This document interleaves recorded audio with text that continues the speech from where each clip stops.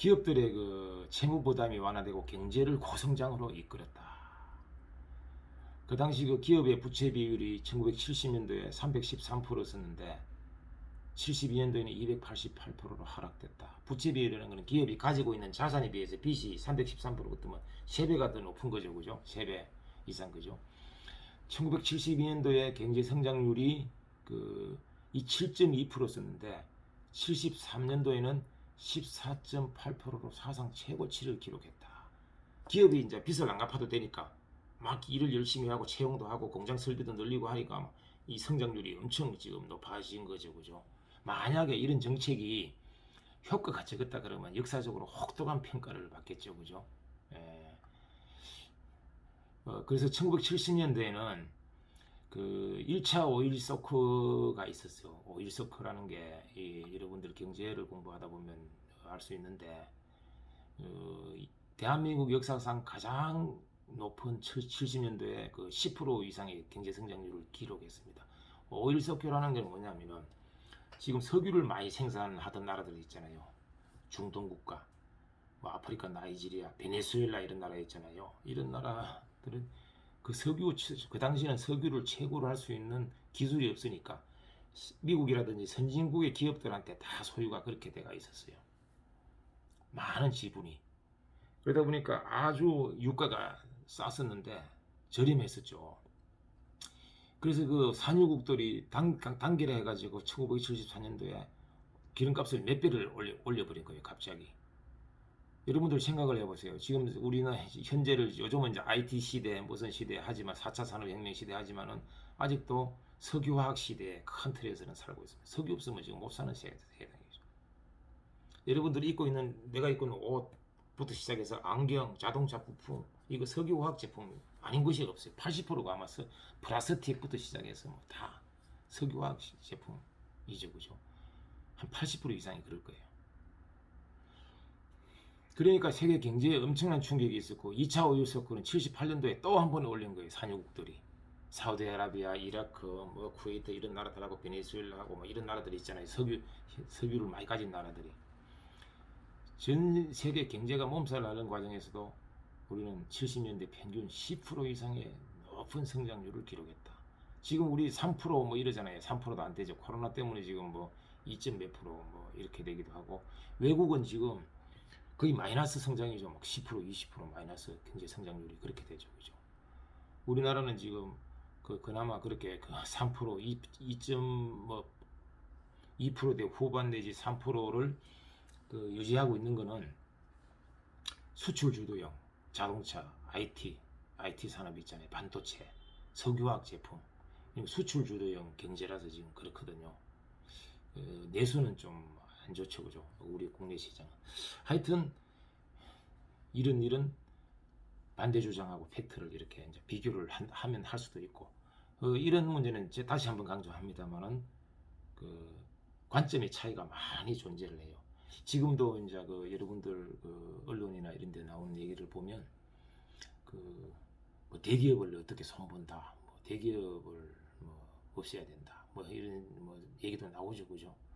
자, 하여튼 우리나라 대기업이 뭐 여러 가지 부정적인 면도 있고 세습 문제라든지 기타 또그 정경유착, 정치와 경제의 유착이 있었고 하는 면도 있었지만은 또 어떻게 보면 우리나라 성장을 견인한 우리나라 발전에 예를 들자면 삼성 같은 기업이 없었다 그러면 삼성이나 현대나 이런 대기업이 없었다 그러면 우리나라 오늘의 경제가 어떻게 됐을까? 뭐 의문이 생기겠죠, 그죠? 자, 그래서 이런 이제 또 금융시장의 투명성을 강화한 그게 됐다. 왜냐하면 사채 가지고 다 이렇게 하다 보니까 이걸 제도권으로 이렇게 끌어들여야지. 제도권으로 사금융을 제도권 금융으로 다 끌어들이고 자본시장 육성, 금융상을 발전을 할 수 있는 그런 토대도 좀 된 것도 사실이다. 그와 반면에 아까 처음에 얘기했듯지만 이게 정경유착하고 대기업의 도덕적 해이도 있었고 또 사유재산권 침해. 우리 자본주의 국가잖아요. 자유민주주의 경제체제 하에서 가장 중요한 게 사유재산권을 인정하는 게 첫째죠. 그죠? 그래서 이런 침해 논란도 있었지만은 이런 또 발전도 있었다 하는 그게 또 되겠습니다. 여러분들 인천 다음 페이지. 인천국제공항 뭐 안 가본 학생들 없죠, 그죠? 외국에 한두 번 다 갔다 와서 연수를 가거나 했겠죠. 인천국제공항 건설할 때도 무수한 반대도 있었고, 여기는 안 나옵니다만은 그 KTX 경부 고속철도 있잖아요. 이것도 마찬가지였습니다. 인천국제공항. 저는 여기 그 당시 건설부 건설교통부에 있으면서 이런 과정을 직접 직간접적으로 참여도 한 적도 있었고 경험을 했습니다만은 그 경부고속도로 건설하고 83 4채 동결 조치 이거는 제가 아주 어릴 때 얘기고 인천국제공항 건설 금융실명제 나옵니다만 이거는 제가 이제 그 공무원할 때 그 건설부에 공무원할 때 있었던 그런 얘기죠. 그리고 지금도 김포공항이 있습니다만은 인천국제공항은 세계적인 공항으로 지금 건설됐는데 그 당시에 이제 그 추진 배경은 간단하게 보면 경제 성장이 높아지고 해외여행 자유화가 되고 옛날에는 해외여행 마음대로 못 갔어요. 허가 받아야 돼, 허가. 아무나 못 갔죠. 왜냐면은 함부로 돌아다니면 우리나라 외화가 다 외국에 빠지잖아요. 그러니까 그걸 받도록 했는데 88 올림픽 1988년도 여러분들이 태어나기 훨씬 전이죠, 그죠? 해외여행 자유화가 그때 이제 된 거예요. 김포국제공항의 수용의 한계가 다르고 새로운 국제공항 건설 요구가 증가되고 했죠, 그죠? 이래서 1989년도에 신공항 건설 추진위원회를 구성해서 추진을 하게 됐습니다. 이때도 마찬가지로 신공항 건설 반대를 무지무지하게 반대 여론도 많았죠.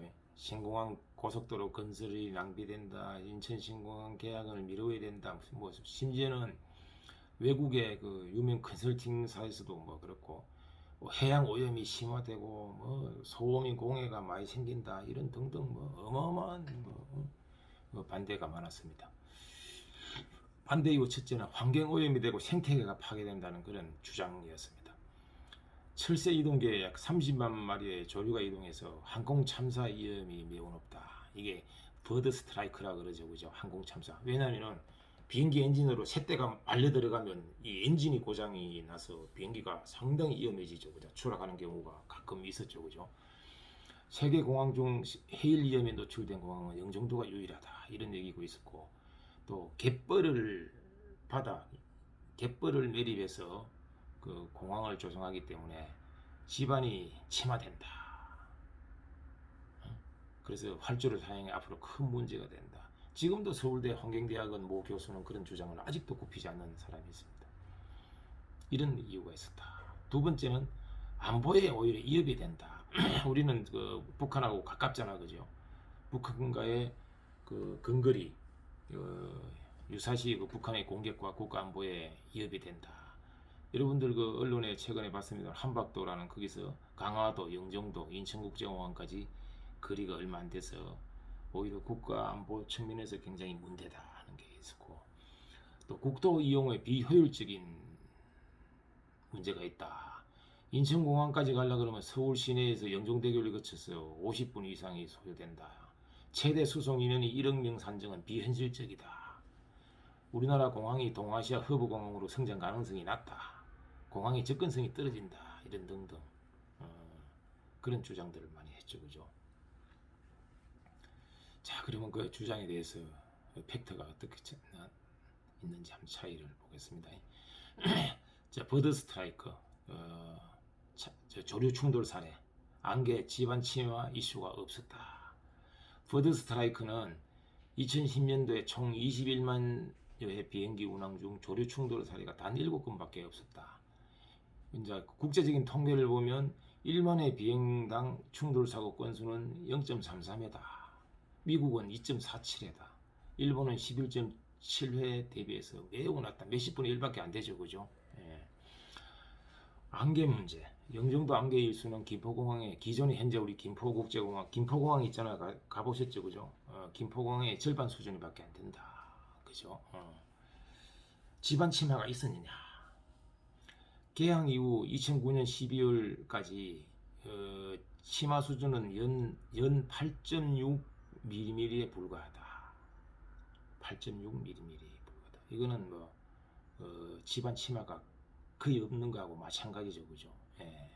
왜냐하면 이런 걸 매립했을 때는 이제 이게 그 균등 치마가 있고 불균등 치마가 있어요. 울퉁불퉁하게 이렇게 치마. 원래는 그 설계 토목 설계상 그 치마되는 그 양을 계산합니다. 계산을 해요. 치마되는 양이 그 오차죠, 그죠? 그 계산을 합니다, 다. 근데 이거는 오차라도 한참 못 미친다. 환경 파괴가 많이 됐느냐? 인천공항 주변 조류 숫자는 오히려 더 많이 늘어나지는 않았지만 공항 건설 이전 수준으로 회복됐다. 이런 이야기입니다. 우리 댐 같은 거, 콘크리트 댐 같은 거 만들잖아요. 일반 댐을 만들어도 물이 전혀 안 새는 게 아닙니다. 허용 오차가 다 있어요. 물이 몇백 톤씩 하루에 새요. 그런데 뭐 어떤 학자들은 막 그냥 언론에서 그냥 막 왜 물이 샌다, 부실공사다, 막 그런 얘기하는데 그 저 댐도 큰 댐 있잖아요. 댐도 콘크리트 댐 같은 경우도 물이 다 셉니다. 그게 얼마만큼 했냐? 설계상으로 허용 그 물이 새는 누수의 오차를 다 그 설계상으로 반영이 이미 돼가 있는 겁니다. 자,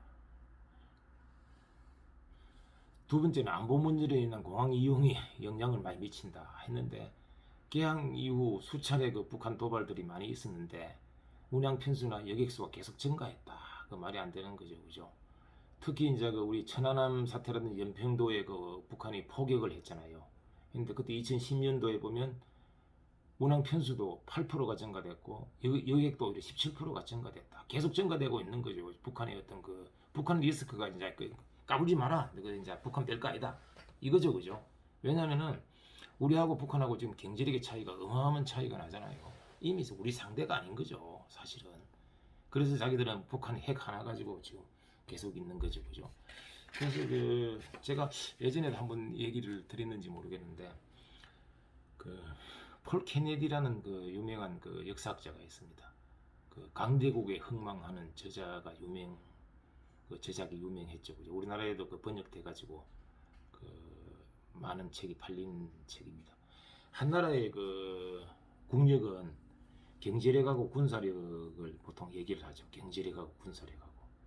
그러면 경제력하고 군사력 이걸 뒷받침하는 게 뭐냐?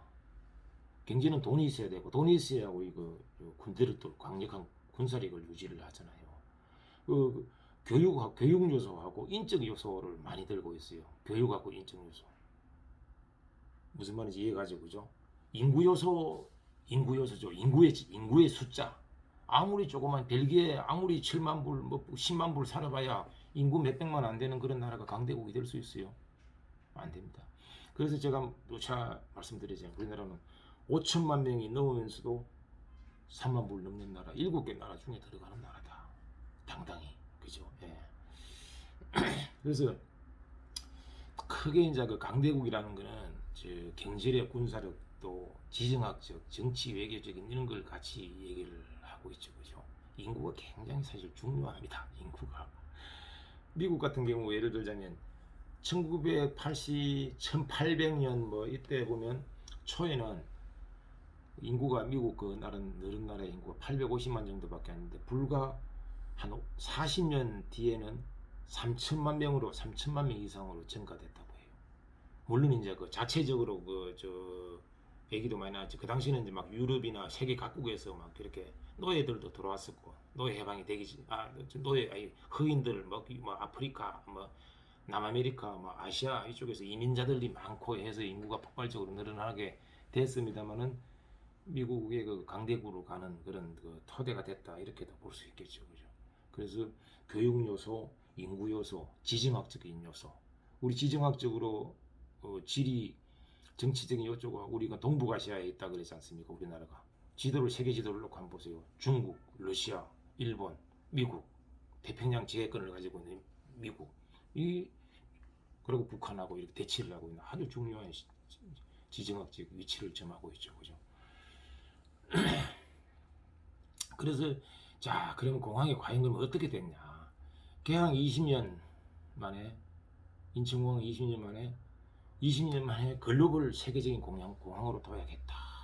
예? 누적 뭐 화물량, 뭐 여객 수송량이 국제 여객 및 화물 수송량이 각각 세계 5위, 3위를 달성했다. 그죠?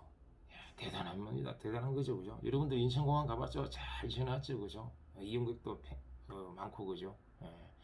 이제 2019년도에 세계 그 국제공항 순위를 보면 싱가포르 창의국 국제공항이 1위고 인천국제공항이 2위고 도쿄의 그 하네다 국제공항이 3위고 홍콩 국제공항이 4위고 도하의 그 하마드 국제공항이 5위고 이렇게 나와 있는데 그죠?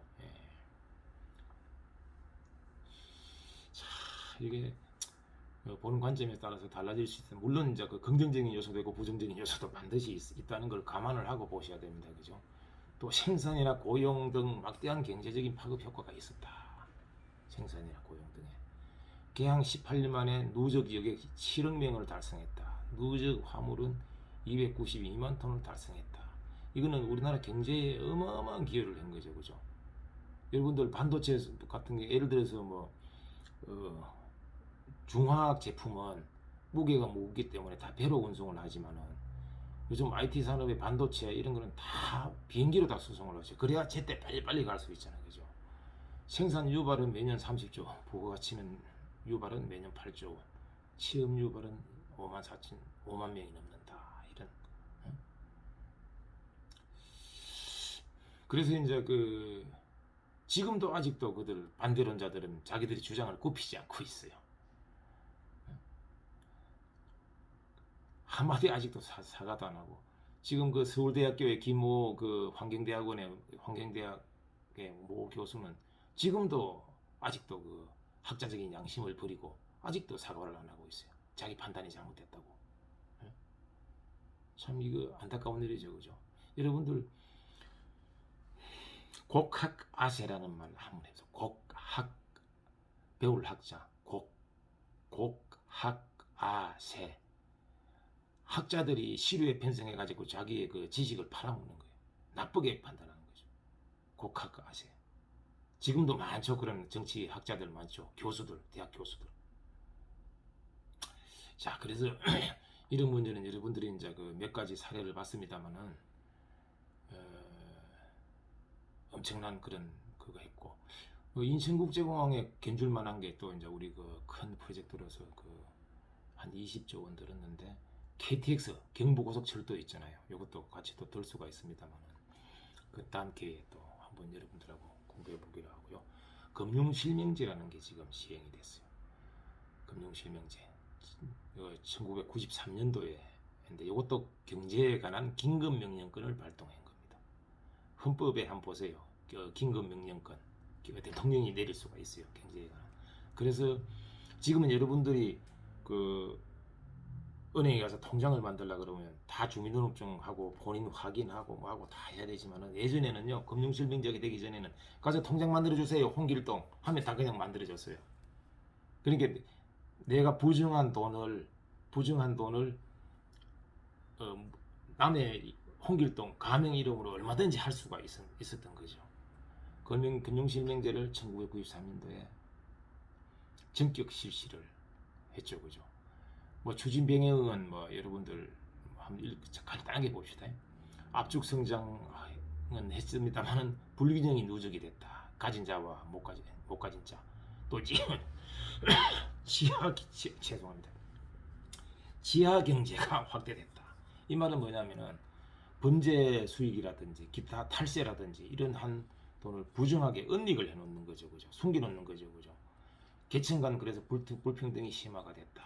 그래서 앞으로는 조치는 뭐냐면 비실명 계좌 아니면 인출을 금지를 하고 또 현금으로 3천만 원 이상 인출하는 국세청에 통보를 하고 지금은 1,000만 원 이상 하면 국세청에 통보를 하죠, 그죠? 실명제 위반 시에 처벌을 강화하고 이렇게 지금 이 내용입니다. 이게 어마어마한 이것도 경제에 충격이 사실 간 거죠, 그죠? 주식이 주식 시장이 막 얼어붙고 경기 회복이 지연된다, 뭐 한다, 많은 반대들이 있었습니다. 경기 침체가 악화된다 이렇게 주장을 했어요. 기업이 자금난을 초래한다. 옛날에 83 조치라고 있었잖아요. 부채 동결, 사채 동결을 하는 조치 했는데 또 기업도 그래도 또 은행에서 돈 못 빌리는 기업들은 또 사채를 이렇게 자꾸 홍길동된 그런 음성장 명동 사채 시장 여러분들 많이 들어봤죠, 그죠?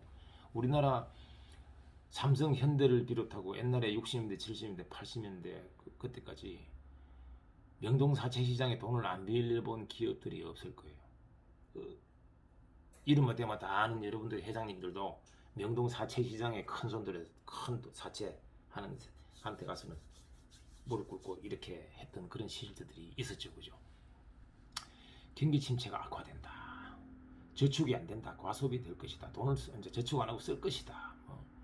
그래서 뭐 주식 시장에 뭐 폭락 가능성도 있다. 이런 반대 이유가 있었고, 또 행정 인프라 뭐 절차적인 정당성이 부족하다. 왜냐하면 이런 거 하려면 미리 예고하고 법을 만들고 국회에서 정식 입법을 해가지고 해야 되는데, 그래서 경제단체에서도 뭐 모든 국민들이 많은 사람들이 전면 유보를 촉구하고 막 이렇게 했죠, 그죠? 전면 유보, 정치권에서도 반대를 하고 막 이랬어요, 그죠? 금융실명제 도입은 시기상조다. 일본 같은 경우는 아직도 금융실명제가 아직 안 되고 있죠, 그죠? 그만큼 이게 힘든 획기적인 조치죠. 자, 그러면 금융실명제 실시 후에 2년간의 그 변화를 한번 보자. 경제 성장 및 물가가 그러면 어떻게 됐냐? 반대 주장과 팩트의 차이는 보면 GDP 성장률이 오히려 증가했다. 실업률은 오히려 대폭 3분의 1로 하락했다 하는 그런 얘기고요. 주식시장은 오히려 상승했다. 일평균 주식 거래량이 급증했다 하는 이런 얘기가 또 되겠습니다.